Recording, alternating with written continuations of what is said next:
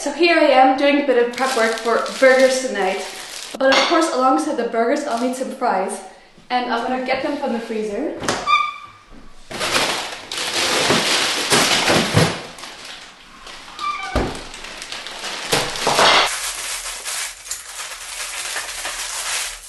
Now, a few weeks ago, I divided this out into one bag equals one portion.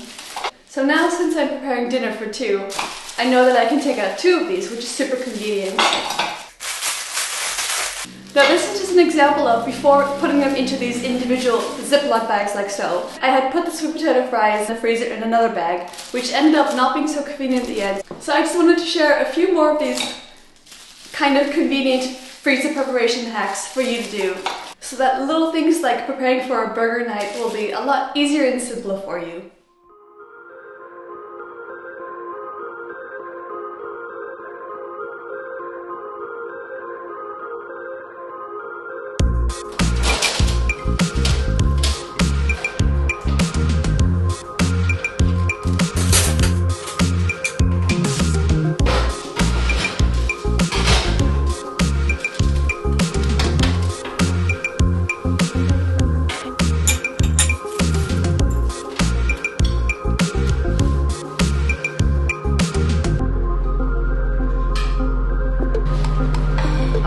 These are all ready to be enjoyed now. That we told you, okay? It's part of being in our. And so this is just one simple example of all the freezer preparation work I had done over the past few weeks. And now I wanted to showcase those in case they might help you as well. So on to the first example of how I went about doing this. So a few weeks ago I had chopped up some sweet potato fries and some purple sweet potato fries, and then place them in these bags. So it'd be easy to defrost and have it with dinner or as a snack or something like that. But after having recently defrosted a bit of this, I realized then that this was definitely not a convenient method, because I did not take into consideration that the potatoes would kind of clump together. So in order to, we're not going to finish this whole bag. So with a big clump like this, it all sticks together. It was a bit of an inconvenience to cut off the amount that I wanted for that evening. So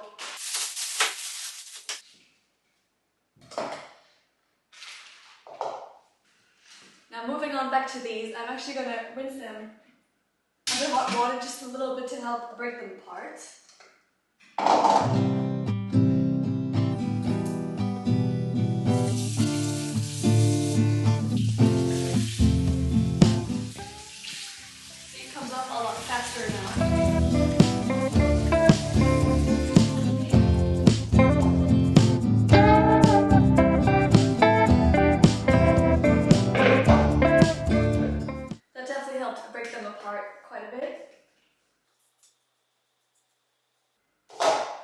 So now simply just gonna guess what one portion would be.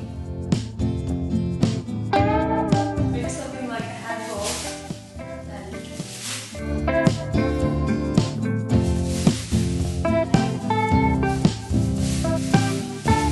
That will be one portion. Actually, I think I'm gonna do 2 portions per bag. So I'll do another handful.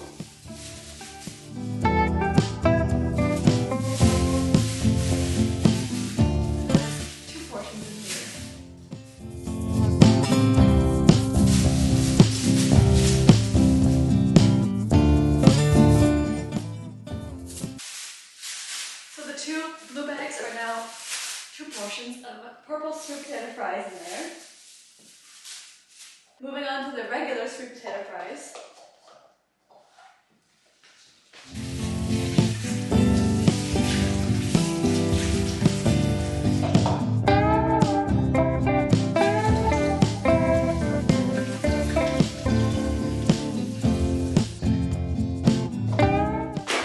Now I'm going to do the same thing here.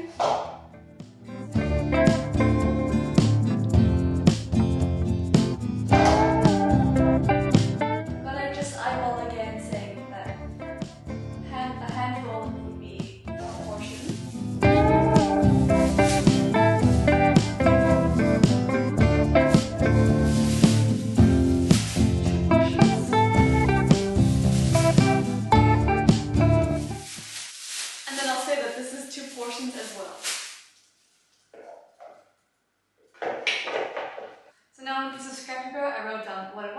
sweet potato fries and regular sweet potato fries, and then I added a little note saying that each blue bag contains 2 portions. I can close these up, but not too tightly.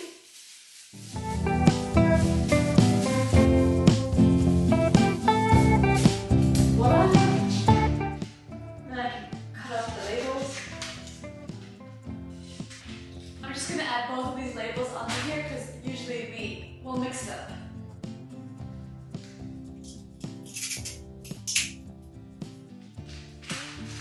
Alright, that's done.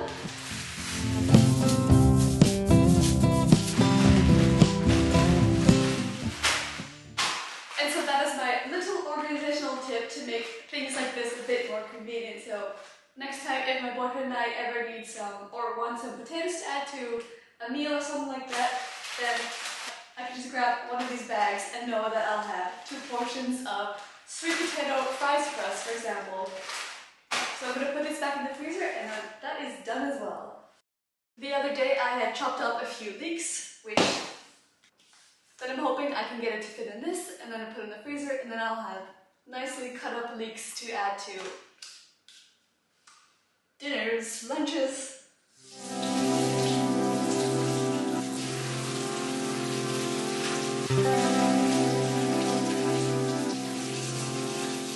I like to use these nut milk bags to help get rid of a bit of the excess liquid so it's not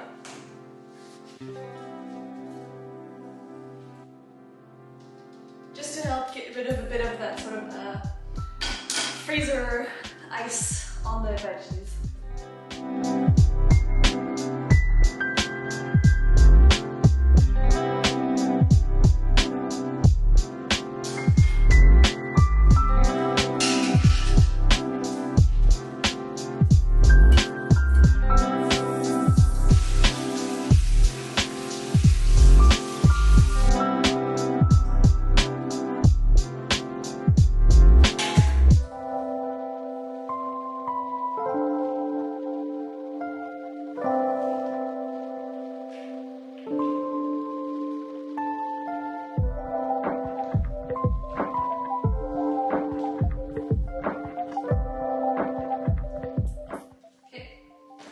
Everything washed, and now to try to fit it in here.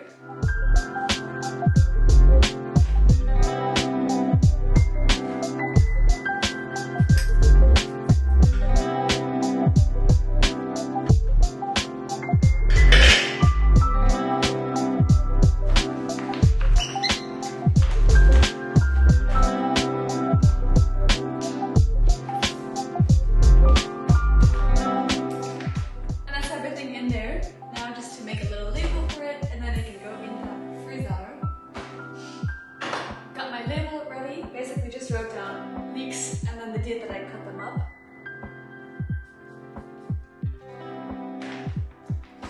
Voila, and now that is done as well.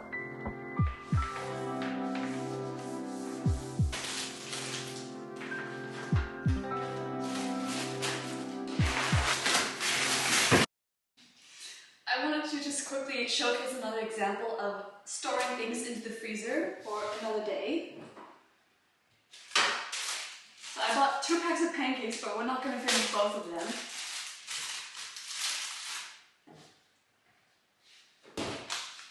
So from another pack from these scallion pancakes, I got one of these. So it'll be perfect to help lay the pancakes flat.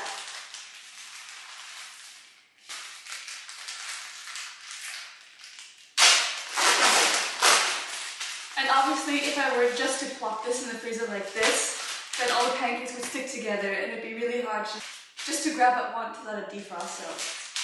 So the little storage thing that I do is I'll lay one, then I'll grab one of these plastic papers as an in-between layer so that they don't stick together.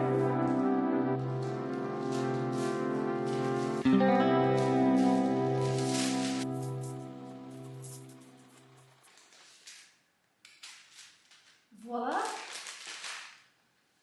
And then as a final layer for on top, just going to rip off the lid and then write down the expiration date that came on the pack. Next up for storage. I wish I had more of these reusable Ziploc bags, but unfortunately I don't. So I do have these kind of fabric freezer bags. I'm hoping they'll fit in here.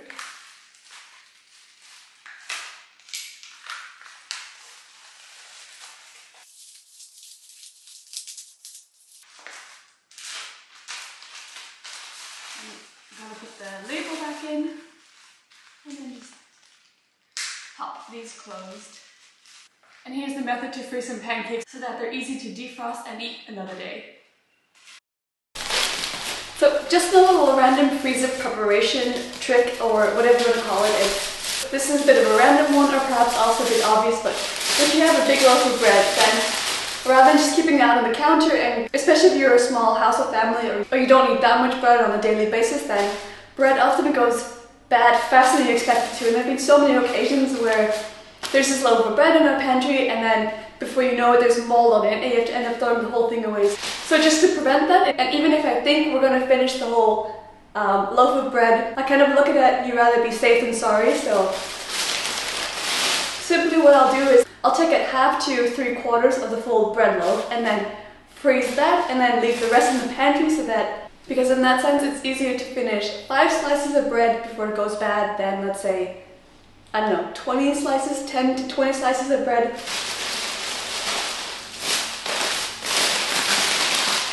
So imagine like this is about 5 slices, put that back into the pantry.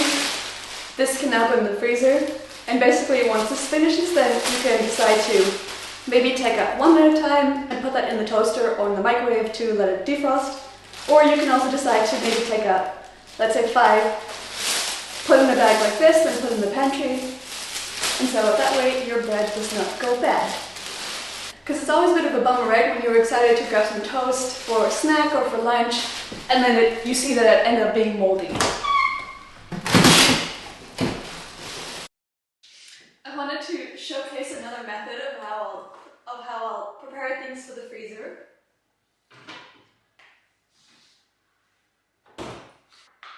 So here I'm taking out some pasta with some vegetables and some tomato sauce.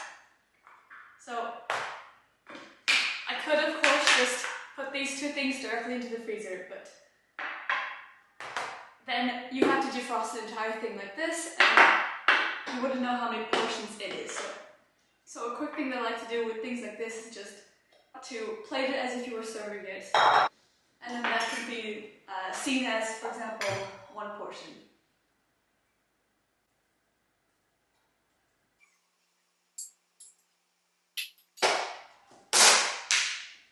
So I'll put at least one of these into a Tupperware like this.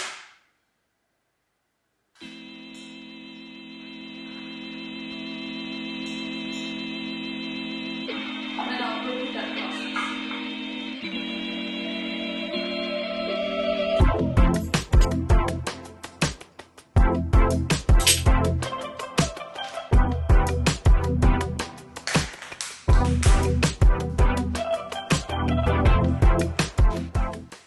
And then for the final one, which I think will be around 1.5, maybe 1.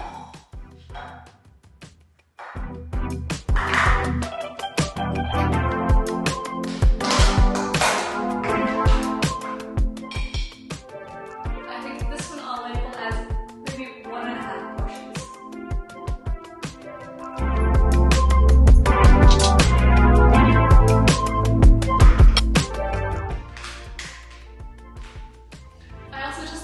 I also think it's better to transfer them into Tupperwares like this, because sometimes it might be weeks or months until you grab this out, so it's just, I'd rather have these better Tupperwares in easy reach whenever I need them.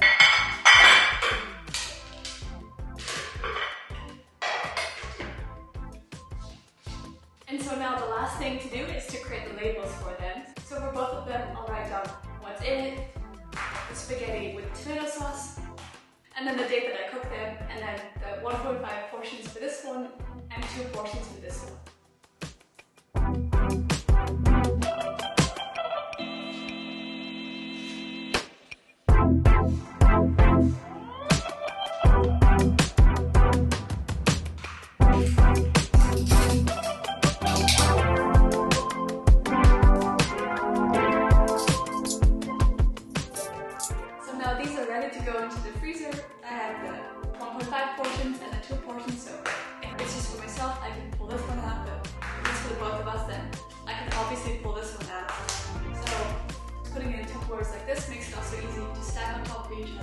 was again just another quicker method of showcasing how I prepare things for the freezer, which makes it easier to reach for in the future.